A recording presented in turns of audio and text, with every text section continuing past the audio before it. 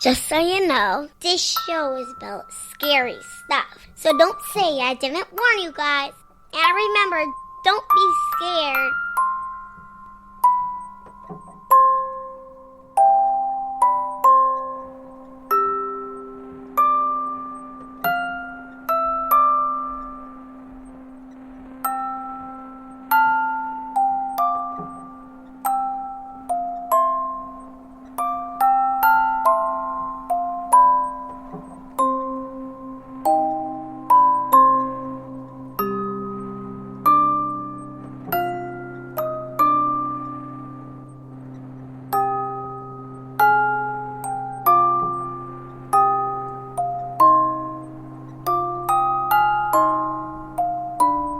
Episode 49, Forsaken, the Red Lake Massacre.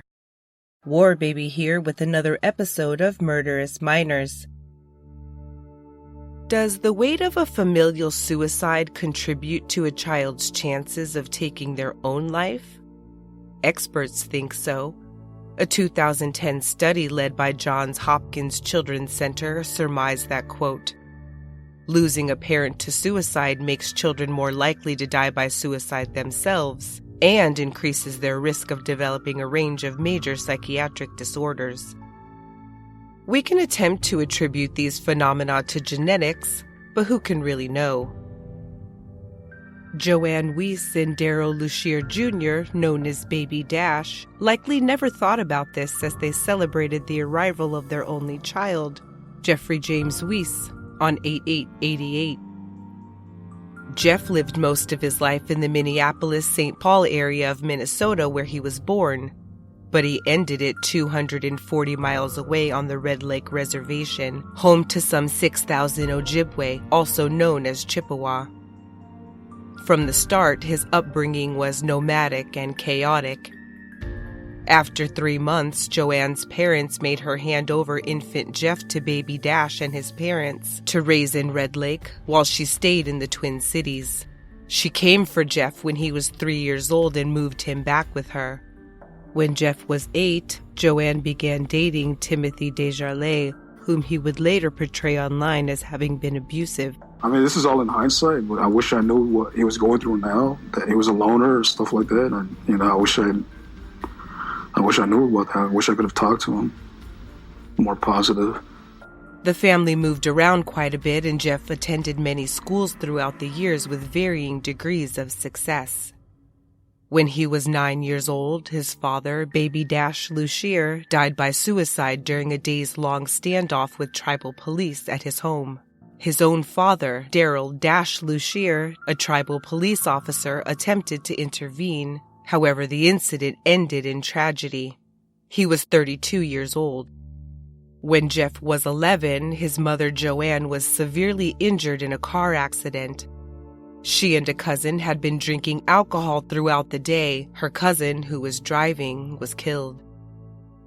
Joanne suffered catastrophic injuries and ultimately ended up in an assisted living facility for a few years. Jeff failed the 8th grade, then the following year, 2002, his paternal grandmother died. Following the car accident, Jeff's mother and stepfather had separated, then later divorced. His family took the younger children, but no custody was determined for young Jeff. His grandmother had been his home before she passed away.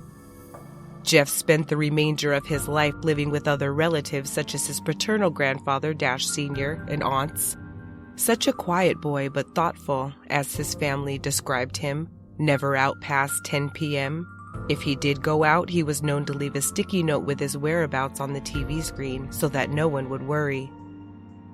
The boy who loved the Beatles and Johnny Cash referred to Red Lake as, quote, a place where people choose alcohol over friendship, where women neglect their own flesh and blood for a relationship with a man.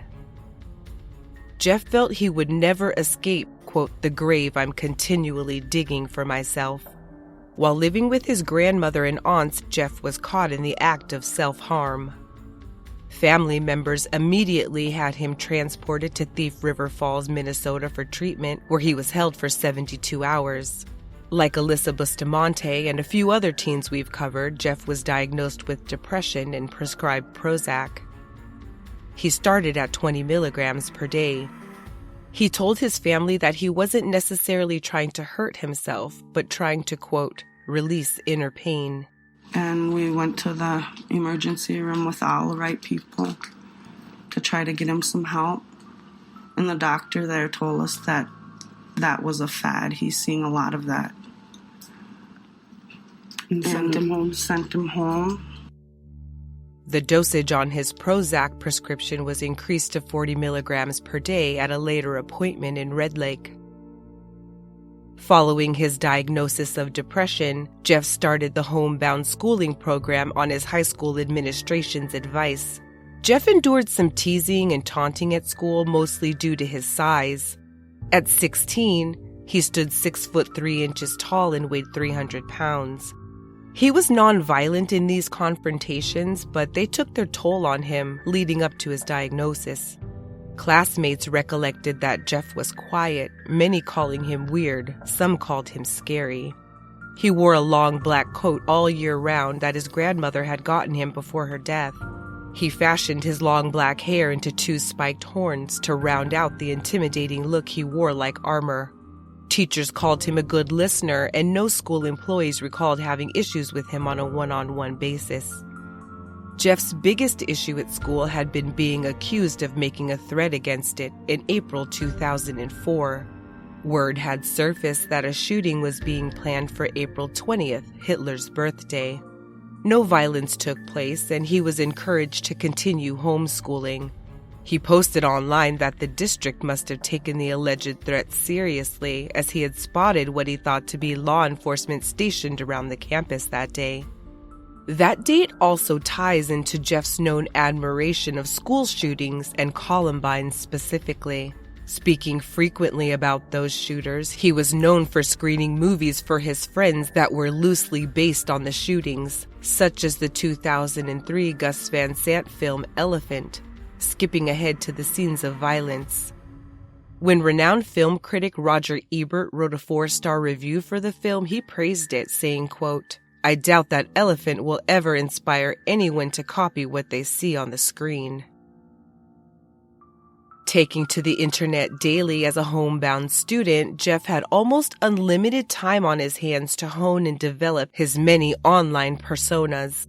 His interests varied, and he had accounts on various forums and websites including MSN, fan fiction sites about zombies, and websites pertaining to socialism and Nazis. Online identities included usernames such as Regret, Native Nazi, Todesengel, German for Angel of Death, and Verlassen 420, meaning forsaken or abandoned, and paired with Hitler's birth month and day. One site had his occupation as doormat. He wrote in one bio that he was, quote, "nothing but a Native American teenage industrialist stoner," and that he loved occasions when, quote, "maddened psychopaths briefly opened the gates of hell and let chaos flood through." Jeff confessed a, quote, "natural admiration of Hitler" after being introduced through research for school. He claimed that many of the Native Americans he interacted with had been poisoned against Hitler through what they learned at school. He said he wanted to live abroad and advocated for ethnic purity. Rap music, he said, was to blame for at least some of the youth violence and criminal behavior amongst his peers. He wrote, quote, "this place never changes, it never will." Jeff made violent flash animations, including one called Target Practice, depicting a shooter on a street killing bystanders and blowing up a police car before shooting himself. He continuously drew swastikas, bloody bodies, and comics with artistic depictions of gore. But overall, his family and friends from school described him as non-violent, however inquisitive about unorthodox subjects as he may have been. On February 6, 2005, Jeff posted online that things were, quote, "kinda rocky right now, so I might disappear unexpectedly." On February 21st, Jeff's Prozac dosage was increased to 60 milligrams per day. By all accounts, Jeff and his paternal grandfather got along well and were very close. However, the fact that Darryl Lussier had left Jeff's beloved grandmother for a much younger woman never sat well with the boy. He just didn't approve. Darryl was a lifelong tribal police officer, beloved by family and community alike. By the time his grandson was 16, Darryl was living with his longtime girlfriend, 32-year-old Michelle Sagana. Just before 3 p.m. on March 21, 2005, 16-year-old Jeff Weise brought a Ruger .22 handgun to his grandpa's house and shot Darryl 10 times. Jeff then used both his .22 and his grandfather's .40 cal service weapon to kill his girlfriend Michelle as she came up from the basement laundry room. It had seemed like a normal day.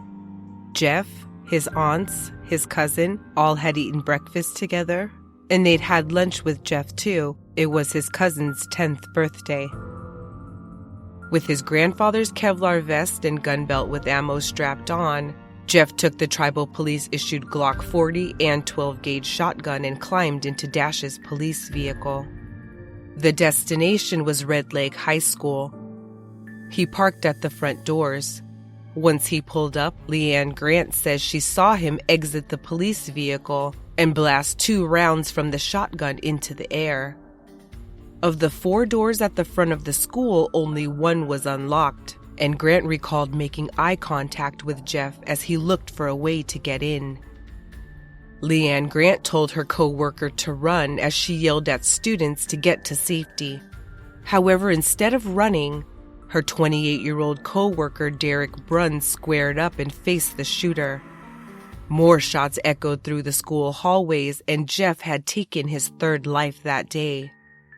Derek Brunn, who at the young age of 28 had already lost a daughter, a marriage, and a job as a tribal police officer, had now lost his life attempting to save others. He had been training to be an EMT, and he honestly loved working each day with the kids at Red Lake High School. As soon as people understood the gravity of the situation, the school went into lockdown and classroom doors were locked. Anyone in the halls looking for a safe place to hide may have had to try several doors before finding one unlocked. It was just after 2:50 p.m. when Missy Dodds had just sent some troublemakers out of her study hall when she saw Jeff coming with a gun. She got her door locked before he could get in, but he looked through the window at the side and shot his way through. Once inside the occupied classroom, Jeff killed 15-year-old Alicia White, also known as Alicia Spike, who spent her free time helping her grandmother raise her younger siblings in nearby Red Bee, Minnesota. Basketball-loving Dwayne Lewis, also 15, was next to lose his life. Shotgun pointed at Missy Dodd's head, the trigger was pulled, but it was empty. 15-year-old Jeff May could sit idly by no longer, lunging at the shooter as he reloaded. He attempted to stab the gunman with his pencil. Jeff May had just seen the girl he planned to marry and his best friend killed right in front of him. A shotgun blast to his face came next, propelled downward through nerves and lodging shrapnel near his spine. Jeff moved on from May and Missy Dodds, and both survived. 63-year-old English teacher Neva Rogers was killed after Weise shot his way into her classroom after she had locked the door upon hearing shots. She hustled her students to the back and urged them to hide. Chase Lussier, no direct relation to the shooter's family, died in that classroom just a few months after becoming a father at age 15. He had used his body to shield his friend Ashley from gunfire. Thurleen Stillday and Chanel Rosebear, both 15, were also murdered in their classroom that day. Each had lived in the most traditional community on the nation, Ponema, where age-old ways were still held high. Thurleen was known for her skills on a snowmobile as well as in the art of storytelling. Chanel had a deep love for basketball and for her native Ojibwe language. Survivors reported that Jeff smiled and waved as he wielded the shotgun up and down the halls. He exited the classroom and engaged with tribal police descending on him in tactical diamond formation.